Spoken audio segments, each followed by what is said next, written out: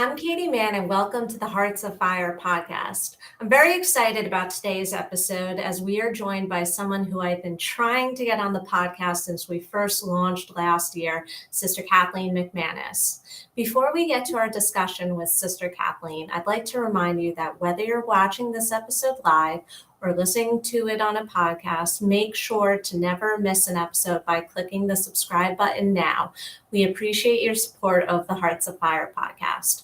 Now on to today's discussion with our guest, Sister Kathleen McManus. For those of you who don't know her, Sister Kathleen is an author, theologian, independent scholar, and adjunct theology faculty member at Fordham University. And now I'd like to welcome Sister Kathleen and thank her for joining us today. Well, you're very welcome, Katie. Thank you for inviting me. It's good to be with you. And it is so good to see you. So it's been a very busy couple of years for you, including, you left your ministry of 21 years in Portland, Oregon. And if you don't mind sharing with our listeners, I think it'd be great to start off with just discussing your previous ministry, what it meant to you, and how you are still continuing with it today. Thank you, Katie. Yes, I went out to Portland, Oregon in 2000, the fall of 2000, to take a position as a professor of theology at the University of Portland, which is a Catholic university run by the Congregation of Holy Cross.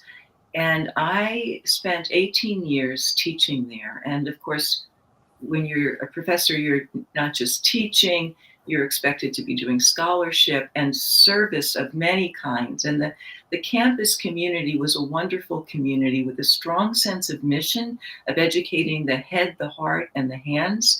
And so it was a great place to also be involved pastorally. And there were many opportunities to do that with students in small communities, intentional faith communities, and being available for spiritual direction when that was sought out. And of course, working in so many other ways within the university community. So it was a great blessing. And while there, I also was deeply engaged in the wider Portland community and also offered spiritual direction in a wider community, but most especially in my parish. After I was there about 2 years, this new parish was just starting to form. And it was right in the area where I lived. And so I thought, I've been kind of looking around, and I think that God is creating this parish just for me. Not really, but it was wonderful because we had to work at forming community. We didn't have a building. And so it was just a wonderful way to really become community and become church in an organic way. It was 8 years before we had a building. Now the community has a wonderful church.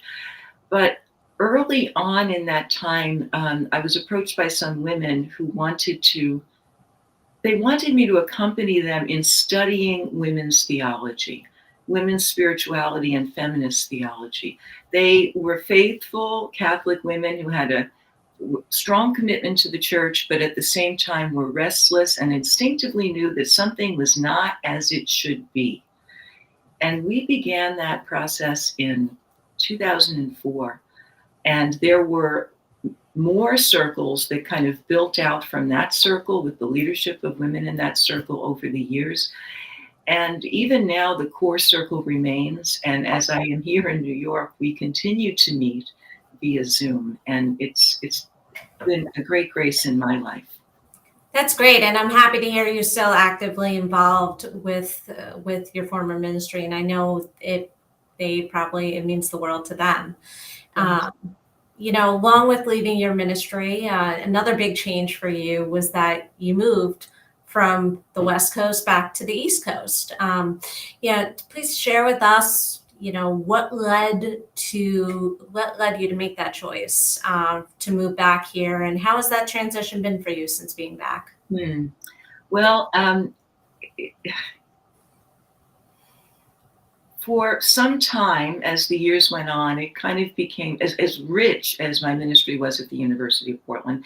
And I neglected to also talk about being based at a university, so much of my life was also engaged in the wider theological academy, nationally and internationally, with other scholars. And that was so enriching and nourishing for me. And that's something that continues as far as transition goes. That's something that goes on in my life. And also, as a theologian, I was able to both experience and serve the order globally in so many different ways, just these opportunities to be with the order, the Dominican order, in Latin America, in Indonesia, in Europe for the International Congress. And I remember that. yeah. And then the Fanjo experience, I was invited to accompany as a theologian. So I got to, they were all gifts for me, and learning experiences and eye openers for me, spending time with our sisters in Mexico. And most recently, as you know, Africa. yeah, South Africa. It was an amazing experience of those sisters and lay people, some of their lay associates, providing them with theological updating, but really receiving back so much more in terms of insight and challenge. And I certainly hope someday to be able to go back there. And you went right in it was 2020, I believe, right? It was right before COVID. It was on the cusp of COVID. COVID was happening, only we weren't aware of it yet. Yeah. So, yes, it was right before all of that and all of the big shutdown. So I'm really hoping that there'll be an alleviation to this someday soon, because I would love to get back there. So those things continue to be a part of my life and close to my heart. And coming back to New York, as wonderful as the University of Portland was, it had been clear for some time that it was time to go. And that feeling became solidified when I had an opportunity during a sabbatical year, had an honorary appointment, an honorary professorship at a college on the East Coast. And so I got to be closer to Blauvelt and to my family. And it really solidified that sense, yes, it's time. And then I had an invitation to a position that made it feel like, it felt like it was really a call. And that's kind of what I was waiting for. And so when I returned to UP for my final year, I was really living towards that movement back east. Sure. That position I was hired for, but then there was a reversal in terms of some, shall we say, patriarchal politics and academic politics. Nevertheless, I still knew that it was time to come east.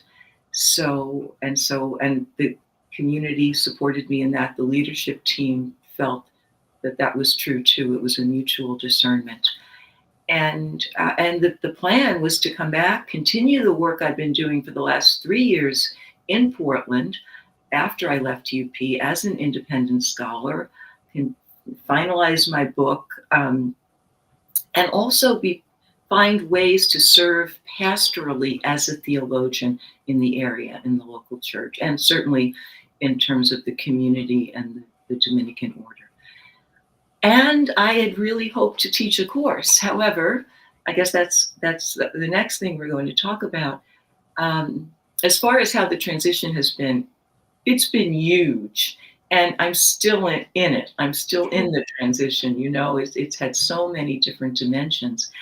But it's been such a blessing to be close to family, community, and my mother, who's 91. This is a tremendous grace in my life. As I looked towards returning east, I knew that I wanted to teach and hoped that I could teach a course somewhere while continuing this other work.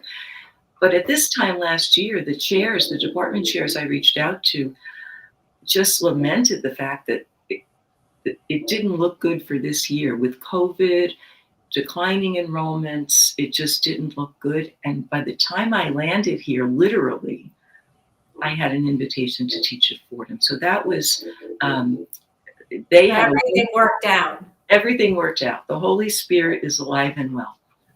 Amen to that. And, speaking of Fordham, how have things been going? Really very well. I'm teaching at the Lincoln Center campus, and which is a bit of a hike, but I've gotten used to the drive into Manhattan. And in the fall, I taught a church called Church in Controversy, which was a lot of fun to teach. And it met one evening a week, and it entailed a great many students from what they call the program of continuing studies. So some somewhat older, not old, but maybe around your age, Mhm. young adults working in the city, and seeking at a somewhat later time to get their degree. Also, there were a number of vets in the class, veterans, and as well as a few regular traditional age students. So a very diverse group. Very diverse, very diverse, very challenging, and a lot of fun, but very challenging, edgy, and I enjoyed that. I did enjoy that. It was quite a colorful group and a colorful experience. Now, this semester, I'm teaching a course called Faith and Critical Reason, which is the first year required theology course at Fordham. And it's in the middle of the day, twice a week. And it's completely different. The class is comprised entirely of traditional students, young students, first year students. So it's just a very different feel, but they are lovely Right. too. They're bright and eager and diverse in other ways in terms of, as you know, this generation is not they're not very religiously affiliated, even if they have some background in their families. But they still are interested in theology. I mean, they have to take it, but I don't feel resistance to taking it. And they bring deep questions about meaning and life issues, and they do bring their own backgrounds. It's mostly Christian theology and Catholic theology in terms of faith and critical reason, but we do have some units just looking at other faith traditions. And when we were looking at Judaism, I had two students who said, well, they're Jewish, they're not really religious, but they had these customs in their family and they wanted to share them. I have Muslim students, Hindu students, students who have Buddhist backgrounds, though they don't exactly practice. And of course, our typical once upon a time Catholic students, and some actual engaged Catholics. Those Sure. those still exist.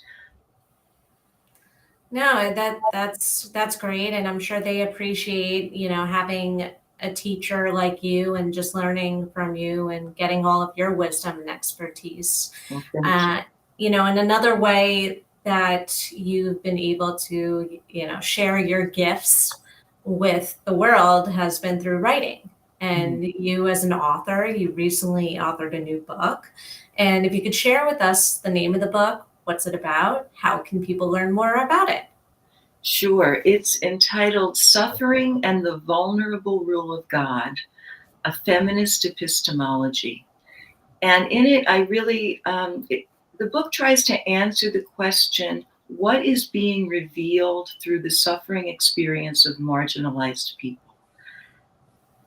So I have to say, when I say marginalized people, I start with women. So I started out with a focus on women in my teaching. I mean, years ago, my teaching, my writing, but that gradually expanded very much through the experiences and the insights and the questions of my students to include, of course, it always included race and it always included global cultures, global experience, but it began to expand to include the experience of LGBTQ plus communities. And so I'm looking at the suffering of all of those marginalized groups, especially in relation to the institutional church, and asking the question, what is being revealed for the church in and through their suffering? What is being revealed and for the church as a summons to the institution's conversion. And I ultimately asked the question, what would it look like for the church in its structures, in its symbols, in its rituals, in its doctrine, to embody the vulnerable rule of God? And I have to say something about that word vulnerable, because I tuned into Sister Arlene's podcast and I thought, oh, I'm going to have to address this. So she speaks about the whole tragic issue of human trafficking.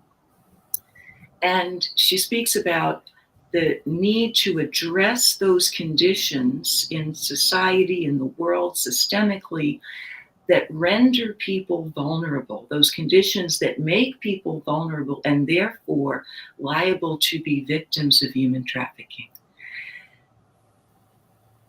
That's not the kind of vulnerability I'm talking about here. When I talk about the vulnerable rule of God, it's actually a phrase from the theology of Edward Skillebecks, and who's a theologian I've engaged all my life, academic life. And it refers to the way that God relates to the world. It refers to what we call creation faith, which is this idea that when God creates the world, God creates it in freedom, creates it out of love, endows it, and allows it to evolve. Now, God is present imminently in creation, in the evolutionary processes of creation.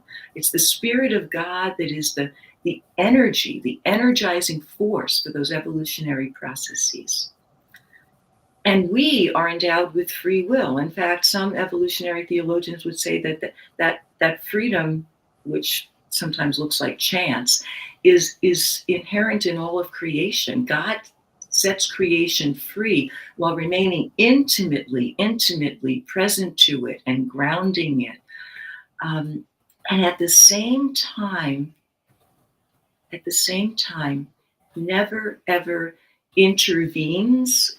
Our God is not an interventionist God, never coerces, but rather gives creation space to flourish and gives human beings space to flourish. And God knows we make mistakes and we mess it up, but we are continually accompanied by grace. And so that's what we mean by the vulnerable rule of God. It's the way that God relates to the creation and to us. And we, as human beings, and I believe as a church, are called to image that vulnerable rule of God. So the difference between what Sister Arlene was saying and what I'm saying is I'm talking about chosen vulnerability. God, in God's superior power, chooses a certain vulnerable defenselessness with creation. And it's we who are strong, we who have the capacity, we who have certain power in the world, whether it's the power of our education, the power of resources that we can use to address the conditions that make people involuntarily vulnerable. We do want to do that. But as we enter into our work in the world, we are called to also be vulnerable in terms of giving space to the other, being open to the other. And God knows that in this time of incredible division and boundaries and the separations in our world, the only answer to that will be the superior power of a chosen vulnerability.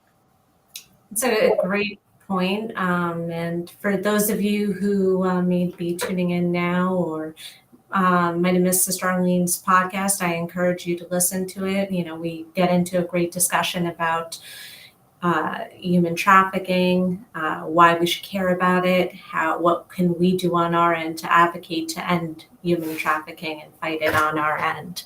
And, you know, Sister Kathleen, just moving back to talking about your book, and I encourage everybody to, you know, go out and read it. And first off, where can people purchase your book if they would like to? The production details are still being wrapped up. It's supposed to be out later this spring.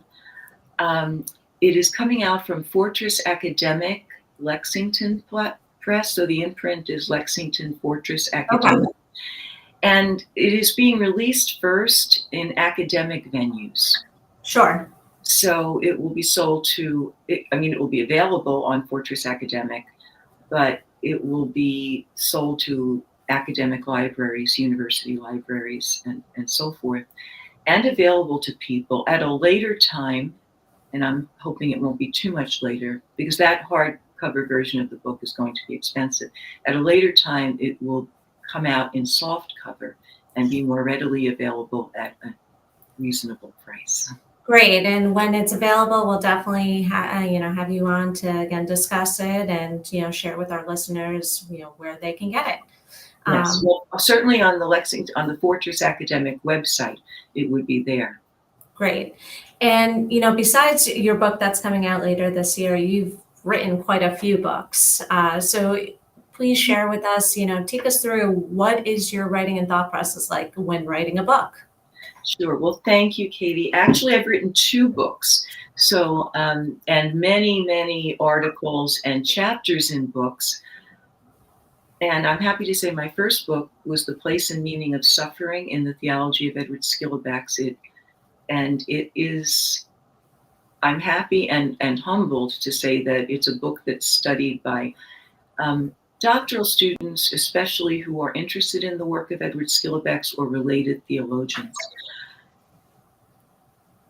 In terms of my writing process, there is this kind of organic interrelationship and interweaving between my experience in the world, in the church, in the academy, and my experience of my students, my teaching, and my scholarship. So they kind of feed each other.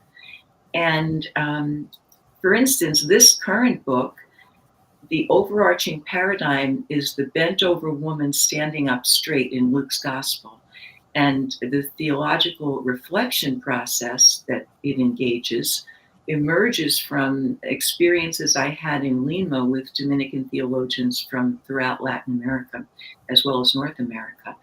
And that was early on in my time at UP, and I created a course around that paradigm. And that evolved into another course, and that evolved into another course, which was intercultural feminist theology. And I presented on different aspects of it and wrote essays, articles, chapters in other books on different dimensions of it. And it just kept evolving. It keeps evolving.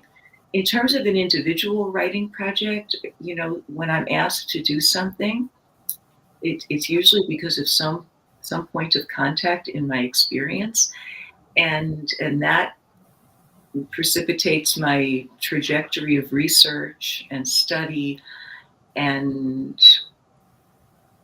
a lot of agonizing. There's a lot of agonizing in the process of writing, as I know you do. You write yourself, right? I do, but I know for you, especially with writing, you're writing in books. I know Global Sisters Report has published you before. You have quite a few, you write so well, and you have quite a few writing credits under your belt. And I would encourage everybody to look up, your previous writing credits. Thank you. And Sister Kathleen, final question for today. Besides your new ministry and book, which keeps you certainly busy along with your family and the community, what else is coming up for you? Is there anything you'd like to share with our listeners? Any plugs? Plugs. Actually, again, in that organic evolutionary process, emerging from this book, my next scholarly project, will be exploring a theological anthropology adequate to the suffering experience of LGBTQ Catholics plus Catholics in the church, or people in general in relation to the church. So that's my next project. And and the way my life has been, other things come up just via invitations that I find myself then working on. So that's a very relational process. And my hopes, one dimension of my hopes in moving back to the East Coast was also to somehow provide opportunities for theological and spiritual formation to the local church in the area.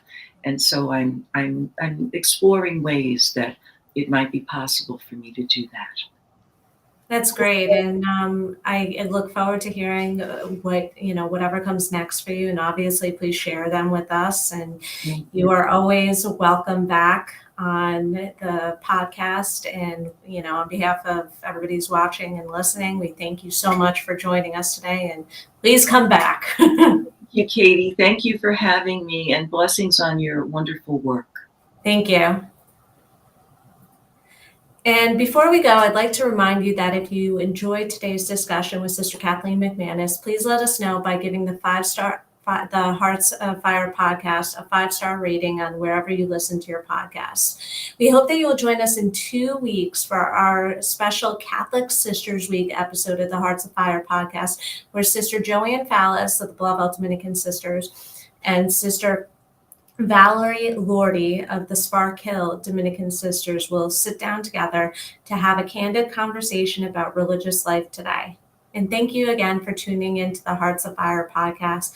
And please know that you are in the daily prayers of our sisters and associates.